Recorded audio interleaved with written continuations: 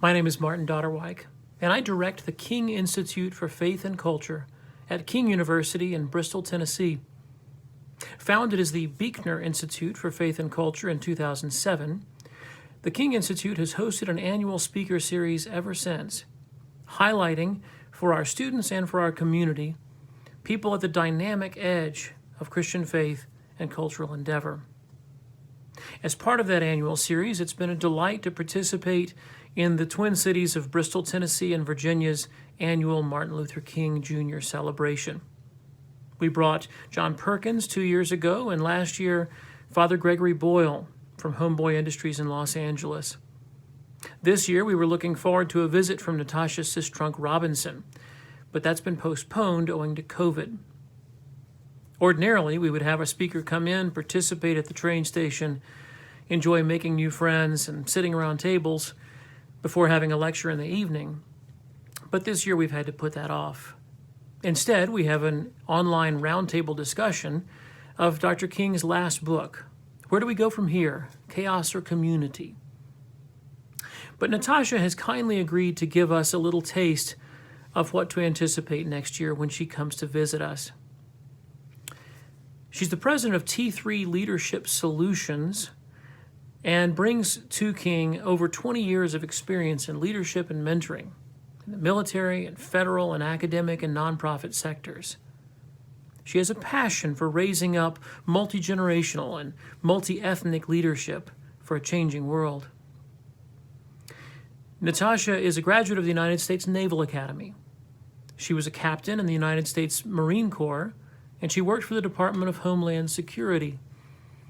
Following that, she did an MA in Christian leadership at Gordon Conwell Theological Seminary in Charlotte, and she's gone on to be a prolific author. Among her publications are the books A Sojourner's Truth, Choosing Freedom and Courage in a Divided World, and Mentor for Life. With over 100 articles published, she is also the author of A Sista's Journey blog and the host of Sojourner's Truth, Conversations for a Changing Culture podcast. In her speaking and writing, Natasha focuses her passions for leadership, mentoring, discipleship, reconciliation, and justice. And she brings those to us in a short video clip today to help us think through the legacy and life of Dr. Martin Luther King Jr. Natasha is also involved with youth, trying to train up leaders for the next generation, for the common good of a world in need.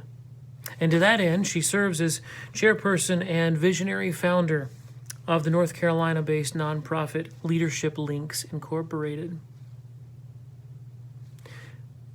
If you want to find out more about her writing, you can visit her website, www.natashasrobinson.com. And if you come join us next year, you'll meet her in person. So please join me in welcoming online to the King Institute, Natasha Sistrunk Robinson. Brothers and sisters, next to Jesus, the Apostle Paul, and my beloved mother, no leader has influenced me more than the Reverend Dr. Martin Luther King Jr. I sung on the gospel choir for all 4 years that I attended the United States Naval Academy. And every year during this holiday, we would have the opportunity to go and sing at the historic Ebenezer Baptist Church, where both Dr. King and his father, Daddy King, served as pastors.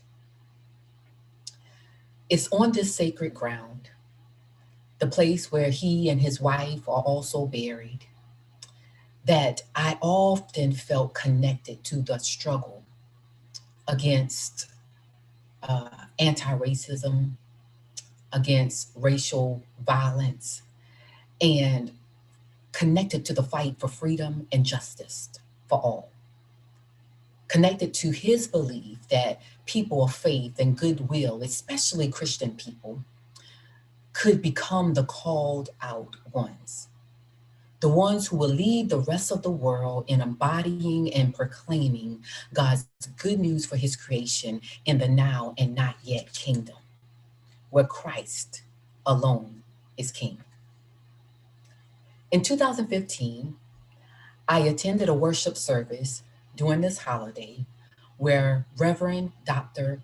Ralph Walnock, the senior pastor of Ebenezer Baptist Church, and now the first Black senator to represent the state of Georgia, cautioned us against praising and remembering a Dr. King whom we have romanticized and created in our own image. Dr. King had a dream, yes, and yet that is not all that Dr. King said. The real Reverend Dr. Martin Luther King Jr. was a prophet. Much like John the Baptist, who said, "Prepare the way for the Lord."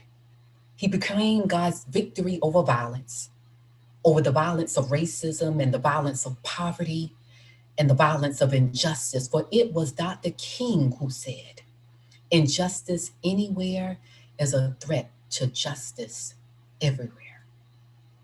He was a man sent to raise our consciousness.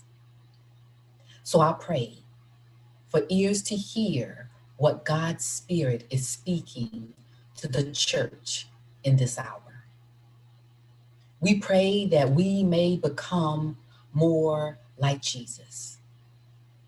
I pray that we will become more like the Middle Eastern, impoverished, Jewish, wrongfully convicted criminal, the God man Jesus who came to us as a vulnerable baby, whose life was threatened from the very beginning simply because he brought light, threatened the earthly powers, and was not afraid to tell the truth. For that, he suffered. The writer of Hebrews informs us that during the days of his life on earth, he offered up prayers and petitions to God with loud cries and tears, the ones that to the one who could save him from death. And he was heard because of his reverent submission. Although he was a son, he learned obedience from what he suffered. And once made perfect, he became the source of eternal salvation for all who would obey him. Christ learned obedience and suffered for his commitment to stand against violence on this earth. I pray that we will become more like him. This is the same Jesus who was rejected by his own people when he quoted from the prophet Isaiah to announce his public ministry. The Spirit of the Lord is on me because he has anointed me to preach good news to the poor. He has sent me to proclaim freedom for the prisoners and recovery of sight for the blind, to release the oppressed and proclaim the year of the Lord's favor. Where do we go from here? I pray that we will fervently live out the gospel, which is good news for the poor, the financially poor, and the poor in spirit. The gospel that is good news for the prisoners, those who are incarcerated in this life, and those who are in bondage to sin. The gospel which is good news for those who are blind, those who are spiritually and physically without eyes to see as God desires. The gospel which is good news to the oppressed, the most vulnerable and weak among us. The time is always right to go and live this good news. God bless you, beloved. And if it be the Lord's will, I look forward to seeing you next year.